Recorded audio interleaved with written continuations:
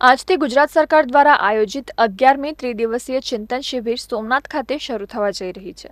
ત્યારે આ ચિંતન શિબિરમાં રોજગારીની તકો, ગ્રામ્ય સ્તરે આવક વૃદ્ધિ, સરકારી યોજનાઓમાં સેચ્યુરેશન એપ્રોચ, પ્રવાસન વિકાસમાં જિલ્લાઓ અને સ્થાનિક સ્વરાજ્યની સંસ્થાઓનું યોગદાન સહિતના મહત્વપૂર્ણ વિષયો પર જૂથ ચર્ચા અને સામૂહિક મંથન ચિંતન કરવામાં આવનાર છે।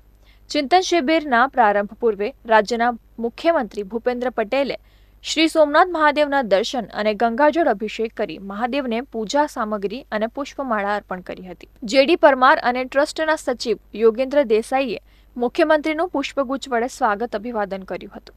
મુખ્યમંત્રી ભૂપેન્દ્ર પટેલ સાથે ઉપસ્થિત પ્રવાસન મંત્રી મોળુ બેરાએ શ્રી સોમનાથ મહાદેવની સોમેશ્વર પૂજા કરી ધન્યતાનો અનુભવ કર્યો હતો। તો બીજી તરફ આપ નેતા પ્રવીણ રામની ચીમકીના પગલે એસપી મનોહરસિંહ જાડેજાના માર્ગદર્શન હેઠળ સુરક્ષા વધુ સઘન બનાવાઈ છે।